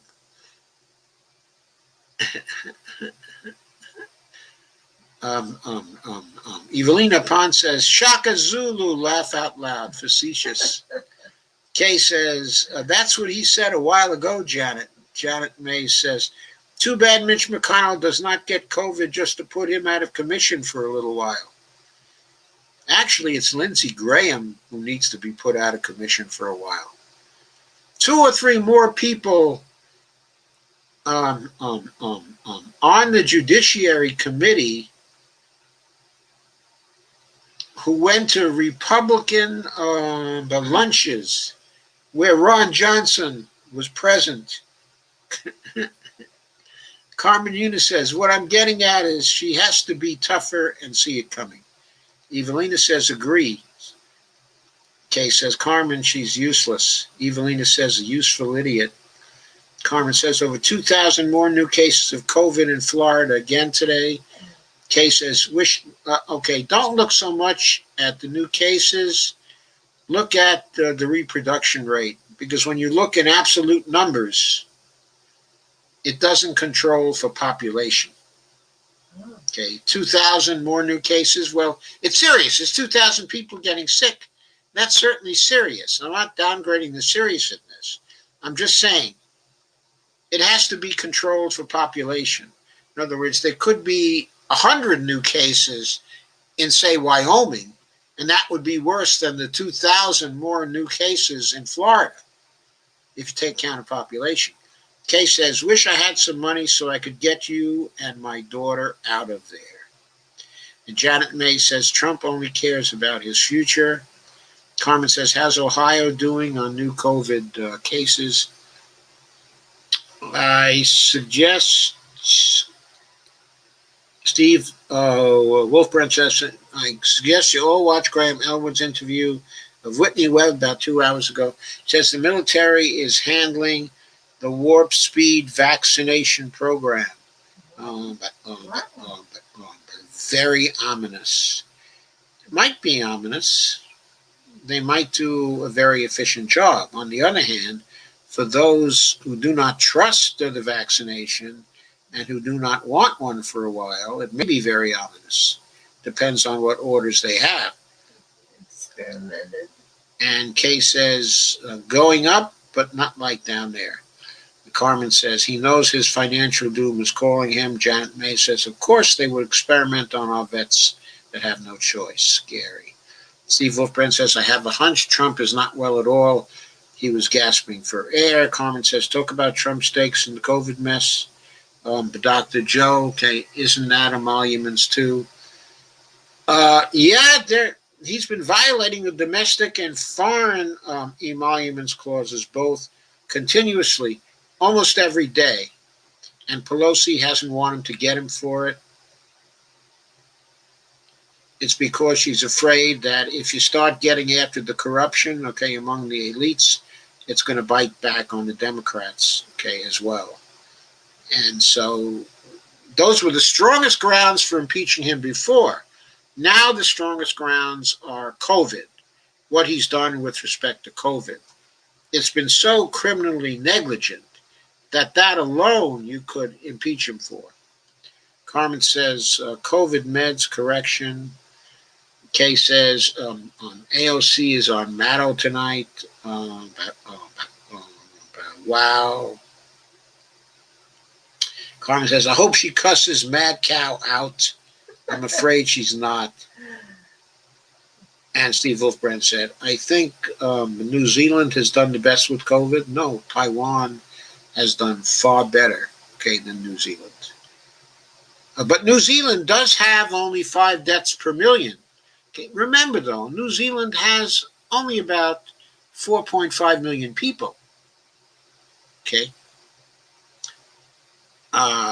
Let's see. Let's get down to New Zealand. New Zealand has 5 deaths per million. Specifically, they've had 25 deaths. And their population is exactly 5,2,100 people. That's the exact count, okay, they gave. So that is 5 deaths per million, okay, for New Zealand. But again, that compares to 0.3 deaths per million for Taiwan. And by the way, 3 deaths per million for China. Now, you can doubt the statistics from China saying they're hiding their statistics, blah, blah, blah, blah, blah, blah. There are various reasons to believe that they were not hiding their statistics. I mean, why would they have any reason to hide the statistics? If they were anywhere near 3 deaths per million, even if they were 10 deaths per million, they would proudly support them. They have 4,634 deaths, okay, in total, but they have 1.4 billion people in China. 1,439,000,000 people in China. I mean, remember how large they are. Taiwan has almost 24 million people. South Korea, okay, another country that's done extremely well. As where is South Korea? They have 8 deaths per million. They have 51.3 million people in their country. Okay. Anyway, so New Zealand is not the absolute paradigm, but it does show that an English-speaking country can do great when you've got someone in charge of the country who has guts and who wants to get rid of the stinking virus. When you have that, it can be done. But they have not done the best, but among the best. Evelina says she's on before, right? And Carmen Muniz says Vietnam. Yes, according to their statistics, they've done very, very well. But I don't know anything about their statistical apparatus there, whether there was any motivation to shade things there or hide things there. I think the Chinese know what they're doing. I think they will hide things if it makes them look bad. But if it makes them look good, they might be very accurate. And I think they jumped on the virus. They clamped down very, very hard on it. Contact tracing, quarantining, isolating, basically backed by the police. They were very, very active and very, very forceful. They really wanted to contain it in China. As I explained the last time, for fear of losing the mandate of heaven, they didn't want that to happen to them. Kay said, but not that I know of Evelina Pond. She's too progressive for Maddow. Laugh out loud. Well, maybe she is domestically too progressive, okay, for Maddow. But we don't know about foreign policy yet.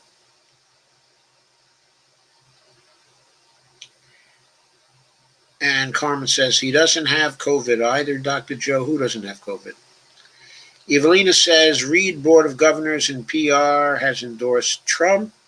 Of course, we're talking about unelected officials forced on the people there.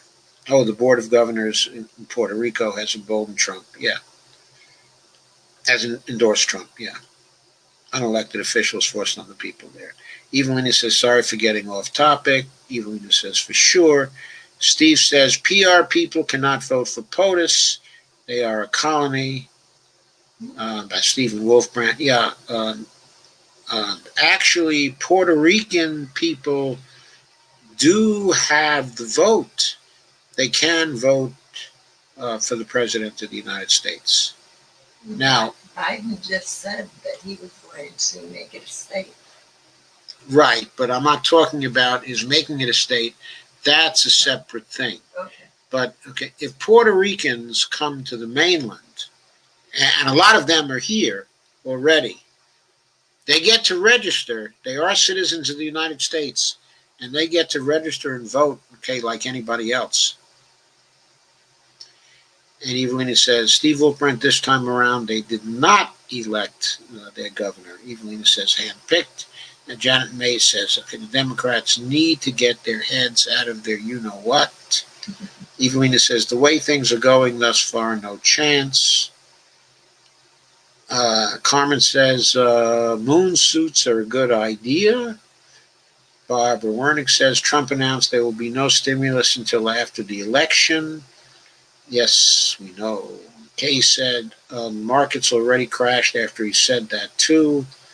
He'll probably reconsider after the markets crashed. The markets are crashing too. Oops. Little problem for Trump. I forgot to take that into account. Barbara says he will punish us all for not voting for him. He's a petulant child.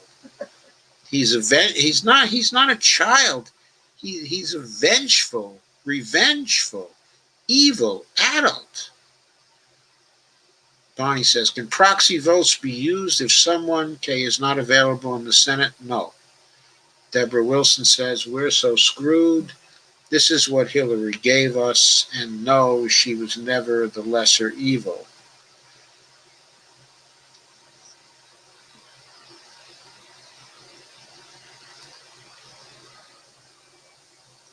If she hadn't given us Trump in 2016, then she or some other neoliberal would have given us a Trump somewhat later. In other words, we may, if we get rid of Trump this time, and if the country could really come back, and if it induces change in our political system, we may eventually evaluate that having had 4 years of Trump without his getting us into full-blown fascism might have been the best we could do coming out of the neoliberal disaster. But I don't know. It's too early to evaluate that. It's just a possibility.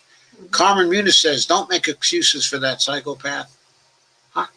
Wouldn't we have to get people who are very wealthy out of the government? Bonnie asks, wouldn't we have to get people who are very wealthy out of the government? Yes. We will have to do that. The first step lies with the people. There are 385 millionaires in the Congress. Okay, at this point. That's what you told me today. Yeah. Right? You were quoting, right? 385 millionaires in the Congress. The first thing to do is to get rid of the 385 millionaires in the Congress. We can start with them. You can start with Pelosi. Then their replacements can see to it that cabinet choices who are millionaires don't get appointed to the president's cabinet. The problem is the high-level executives in the executive branch, okay, are all rich millionaires themselves, especially under Trump. He didn't drain the swamp. He brought in even more swamp creatures than Obama. into his cabinet. Yeah, we got to get those people out. Carmen says, don't make excuses for that psychopath. Adolf knows the evil that he does. Ain't nothing wrong with his mental state. I wasn't trying to make excuses. I don't consider that, okay, an excuse. After all, it was his fault he got COVID in the first place, which actually necessitated his use of the dexamethasone. So he's responsible for it all. I'm not trying to deflect any responsibility away from him. I'm just trying to explain why he might have voted against what seems to be his clear political interest right now. Kay says he's always a nuts, but steroids make people even crazier. They did that to me one time. Steve says, when the steroids wear off, he's going to crash like a 5-day coke binge, like a cheap suit. This is very dangerous. Isn't that what Fauci said? Didn't Dr. Fauci say about... Oh, Dr. Fauci? Fauci, yeah. Didn't he say Yeah, something? I think that Fauci said something about his... no, he wasn't talking about collapsing from the steroids. No. I think Dr. Fauci had in mind the cytokine storm. Yeah. That Trump hasn't gone through the cytokine storm yet. Evelina says, what is McConnell running on? He's running on the fact that he's a Republican and that it's a very red state and that he's brought a lot of patronage back to the state. He's probably done that, at least. And he's probably running on the fact that he's a real Republican, okay, and Amy McGrath is just a Republican light. And if you have a choice between a Republican light and a real Republican, you might as well vote for a real Republican. Carmen says, no, you're still nuttier than squirrel poo, JK. Kay says, I agree, Steve. And Carmen Muniz says, I tried to jump out of the 10th floor window of the hospital, says Kay. So, wow. On steroids, Kay tried to jump out of the 10th floor window of the hospital. Wow. Carmen says, Evelina upon turtle crack. Evelina says, no, laugh out loud. Evelina says, Carmen Muniz, turtle transfusions. Carmen says, well, Cittadini didn't try to jump off the balcony last night, so it's not the steroids. It's his cruelty. Oh, they don't affect people all in the same way. In Trump, the effect could well be for his cruelty to take over and to disregard what his political interest is. Steve Wolpran said, well, I would. Carmen Muniz says that General Milley, is in quarantine. Oh, General Milley is in quarantine. Well, maybe when Trump tries the coup d'etat, General Milley will remember that Trump got him into quarantine and act accordingly. Kay says, Carmen, it could be both. Steve says, look at the Herman Cain timeline. It took COVID 30 days to take him out. And he says, let her do her work. Janet May says, laugh out loud. Her? Carmen says, the gun-waving St. Louis couple is facing charges. Evelina says, IT. Carmen Muniz says, Pelosi is spineless. She's not going to put DT in check. Barbara Wernick said, Mr. President, you're in charge. You did nothing. Wait out the elections. Evelina says COVID isn't it. Barbara Wernick says complicit. And Carmen says, why do you all keep calling him Mr. Trump? If I ever met him, I'd never give him that respect. I'd call him Yo Adolf. Well, if I ever met him, I'd probably call him Yo Adolf too, Carmen. What about Fartface? But okay, I've never met him. Sometimes I refer to him as Mr. Trump. What about Fartface? Sometimes I refer to him as Lion Don. Bonnie refers to him as Fartface. Sometimes I call him the Orange Mussolini. Steve Wolpran says, I suppose she seems feminine to me. Corona is feminine in Spanish. Maybe the wife of the Grim Reaper. Janet May says, I would flip him off. Evelina says, yo is me in Spanish, though. Carmen says, gee, I hear Twilight Zone music. Barbara Wernick said, there will be no bill. Maybe January, huh? Well, since we need a president to sign it, it probably won't be till the end of January. There will probably be a stimulus bill, though, at the end of January. A huge stimulus bill. Without the Republicans there to contain it, and if Democrats are smart enough to get rid of the fancy Nancy Pelosi and put in someone who knows the MMT score, we might see a $4.6 trillion stimulus bill. Evelina says, Steve Wolfbrand, okay, Steve, you win. Janet May says, the only Republican you can truly trust to say no would be Mitt Romney. Mitt Romney? He's already said yes. Evelina says, maybe not. COVID is co-ed. But Janet May says, but he won't say no to this. Carmen, you've entered another space and time, a different dimension. There's a road sign up ahead. Carmen says, yeah, the powers that be are arm twisting people to work during COVID to die for the Dow. You already know the spiel. Artificial scarcity causes desperation. Desperation will force folks to take shit jobs, paying shit wages. Yeah, shock doctrine. Evelina Ponce says, Steve got issues with the divine feminine. Carmen says, it looks like a doppelganger. Carmen Renas says, man, I caught a bit of Lee Camp today. Oh, my OMFG. He's still a petrodollar zeitgeist loon, and it's a shame. Evelina says, isn't it a digital coin, though? No. Barbara Wernick says, don't be fooled by Mitt. He's a predator. I live in Massachusetts. His health care was Obama's ACA. It's an insurance giveaway. I know. And the plan was previously devised at the Heritage Foundation. Mm-hmm. It's a Republican plan. Obama's ACA was a Republican plan, and Mitt's health care in Massachusetts was also a Republican plan. Janet May says, I agree, but he was the only one that voted to impeach Trump, so he has some integrity, some little bit. Kay says, can't ever trust Mitt, vulture capitalist. Yes. And Janet May says, Susan Collins never follows through with what she says she's going to do. I noticed that. Steve says, I heard Collins is running behind. She is. Sarah Gideon has all but beaten her. Carmen says, why are Americans so terribly unintelligent when it comes to choosing the majority of their government leaders? They just insist on shooting themselves in the foot every time. It's like slugs voting for salt, especially maggots. Good Lord, they got it bad. But Gates said today he'll never love another president like he loves Herr Fuhrer.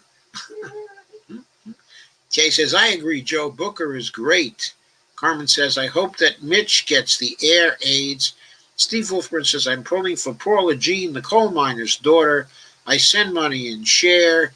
Don't let us down, West Virginia. Yeah, we sent some money to Paula Jean, too. Janet May says, South Carolina is forcing people to have a witness on their ballots. They're mail-in ballots. They can vote in person. And by the way, South Carolina currently has the lowest score in the United States on the reproduction rate. It's at 0.77. So right now, the number of cases in South Carolina is decreasing, according to that statistic. And the prognosis is for the cases to decrease further. And Carmen says, Donald is Typhoid Mary too. And Steve Wolfbrand says, Trump won't go voluntarily. And Barbara says, Graham is so out. And Nancy Gosling Blackmore says, Idaho poll dated September 7th, Rich 53%, Jordan 28%. Well, it's a month later. Let's see what happened in that particular month. Okay, September 7th is a little early. People are not really paying attention. Probably the name recognition of Jordan was very bad, okay, in Idaho. So if she's going to close at all, she'd be a late closer. We need a current poll to see if she's gained anything then. 25 points is a big gap to pick up. But if the reason why the lead is 25 points is because the name recognition is not there, then sometimes you can get a fast close.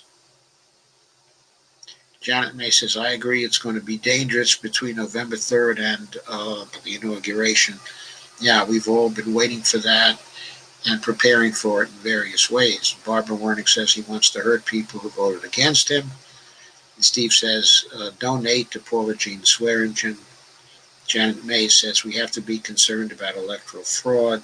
Kay says D.C. needs to be made a state. And Janet May says Puerto Rico. And Biden said he's going to do both. And Barbara Wernick said God Almighty. Kay says Puerto Rico doesn't want to be a state at this point, but D.C. does.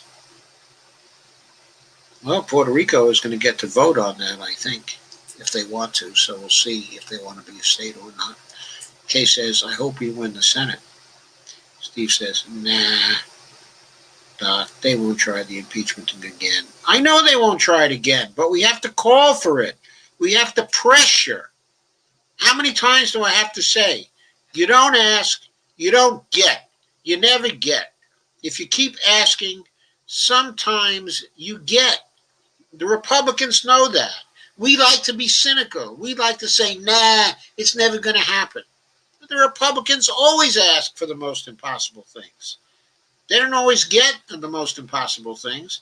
But how do you think they got to a Supreme Court where they're totally controlling it? They kept asking and persisting and playing every dirty trick in the book. Janet May says, if they gain both the Senate, we got to fight, Steve. Fight. Not say, nah. Fight.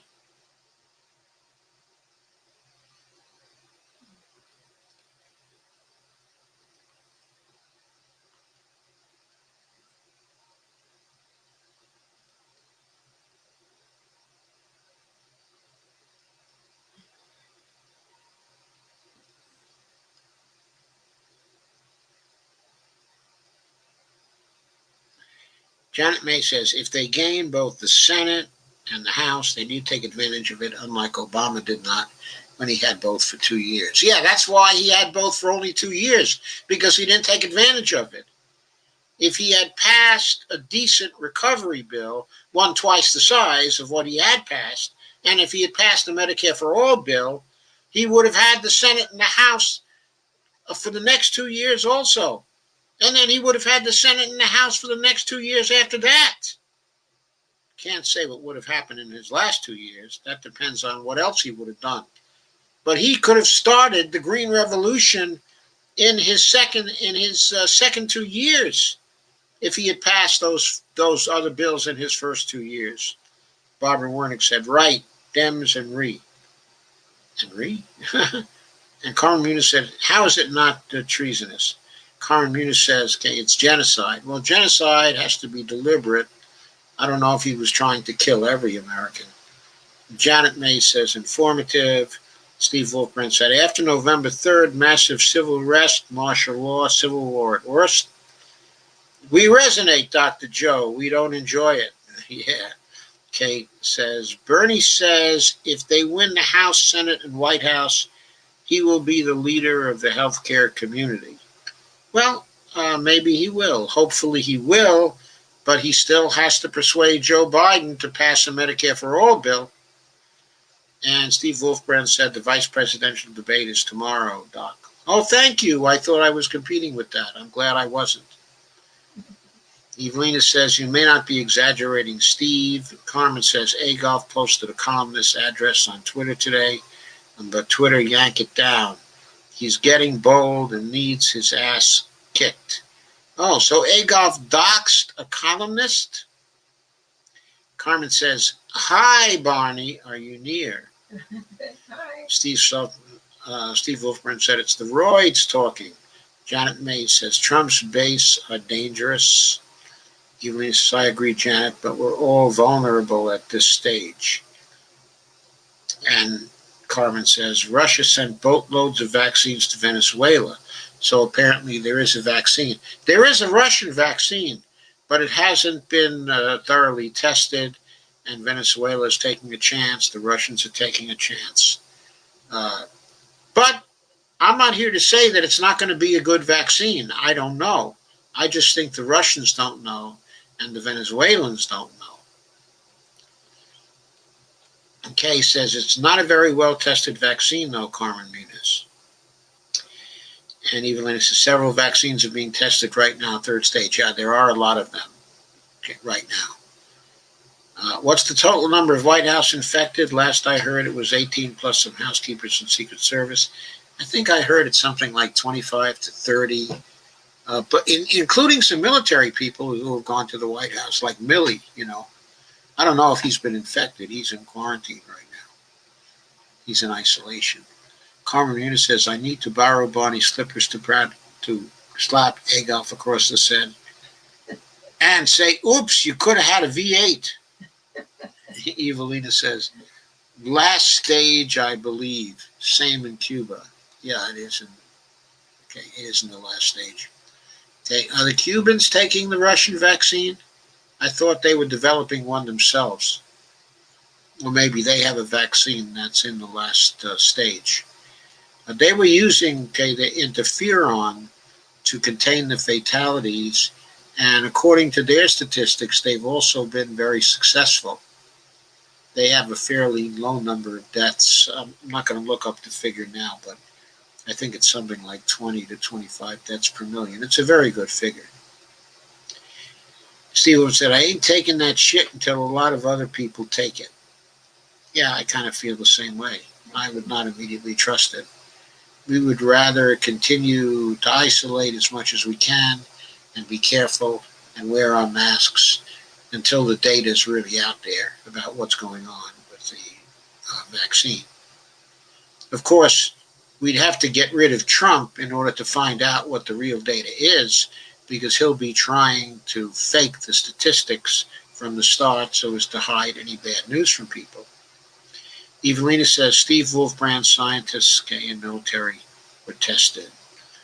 And Carmen says, my other grandpa used to listen to a song called Coal Minette's Daughter on a boxy, spinny thing with big black discs. Oh, that's a record player. Carmen says, Cheetolini is like an evil elf. And Steve Wolfbrand says, TDS, Trump derangement syndrome. Steve Wolfbrand says, I'm not making excuses for that evil elf. Doc, are you familiar with Maria Estrada and her struggle in Los Angeles? I am marginally familiar. Evelina Pont, they're rapid with scabies. I think Maria Estrada is a great person from what I've seen of her. And Carmen says, oops, I meant Janet. And Steve says, fart face, Barney? Yeah, that's what Barney calls him. Carmen Muniz says, oh, wow, I accidentally got oatmeal with butter on my chin and my eczema went away. And Steve Wolfbrand says, sounds kinky.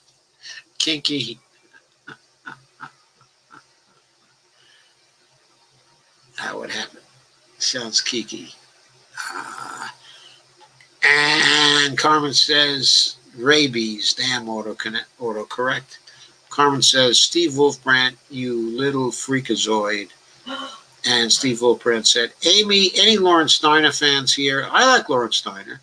She's leaving L.A. for North Carolina. Great loss. L.A. politics is changing fast, and it's not good. Why is she leaving L.A. for North Carolina? She's not going to be safe in North Carolina. And where is she going to live in North Carolina? Why is she going there? It's dangerous there. They got nuts there. And flooding. And flooding. And hurricanes. Carmen Muniz says, oh yeah, posting Pelosi's phone number to call and tell her to impeach Adolf is a good idea. Adolf, sorry. Evelina says, no, not good. Kay says, Steve, a beautiful part of North Carolina is where she's moving, though, and fairly progressive, too. She's lucky to have the money to do that. Yeah, but it's cheaper to live in North Carolina than it is in L.A., isn't it? Evelina says, no, Cubans are using their own vaccine. Ah, yeah, that's what I thought. They were using their own vaccine. Steve says, she's a good friend who has done so much for my city. Yeah, that's what I hear, too. I'm sorry she's leaving because my daughter is in your city right now, is living in your city right now. Kay says, yes, I follow her on Facebook, Steve. Kay says, no, they really don't, Evelina. They were progressive until 2010.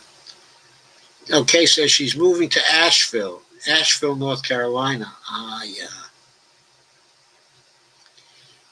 And Steve says, yes, Maria Strada is a great warrioress fighting for justice in our poor neighborhoods. Yes, I know she is. And Carmen Yuna says, North Carolina is right by Virginia, isn't it? Well, it's under Virginia. It's south of Virginia. And it's a considerable distance from Northern Virginia, okay, where I live. We are very close to Maryland. DC. It's within easy driving distance for us. We're very close to D.C. And we're very close to West Virginia. We're also very close to Pennsylvania. It doesn't take much to drive through the thin part of Maryland that we're very close to and get to Pennsylvania in very few additional miles. In Canada from there. So, for example, to go to Gettysburg is not too bad from here. Okay, Bonnie says to go to Canada is not too far. Well, I think Canada is a little further. Well, I mean, if we're going to get to Canada, we got to go to Buffalo. I get a pack. Which is a long trip. Bonnie says she's got a pack. Yeah, North Carolina is right by Virginia. Yeah, it's right by the other part, okay, of Virginia. I think you probably have to drive to get to North Carolina from here. You probably got to drive 8 hours or something like that. How far was it from here to the Outer Banks? Was it 8 hours or 6 hours? I don't remember. Yeah, I don't actually remember. It was quite a few hours, though. Steve says, I'm sure Lauren will continue her show. I'll be leaving LA myself at some point. It's intolerable. Will you be going south to Mexico, Steve, or north? One reason why my daughter likes it in LA is she really likes the heat there.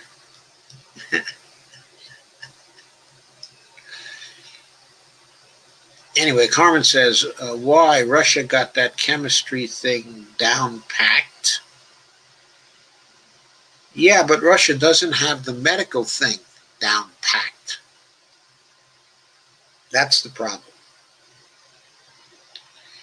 I don't know if their testing methodologies are very good in Russia or their testing apparatus. Yeah, they've got the chemistry thing down pat. Very good at that. Okay, it is time to say good night. I'll see you tomorrow night with another very good one, I hope. I will also put up another short take tomorrow.